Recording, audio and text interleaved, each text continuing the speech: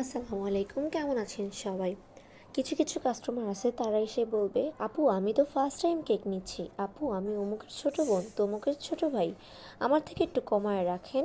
আমরা যখন কোনো দোকানে নতুন যাই কিংবা ওই দোকানে কারো পরিচয় দিই যে আমি তো অমুকের ফ্রেন্ড লাগি, আমার থেকে কমায় রাখেন, তখন ওই বেকিং শপগুলো আমাদেরকে বেকিংয়ের জিনিসগুলোর জন্য বলে, আপু অন্য দোকানে যান, আমাদের দোকানে না।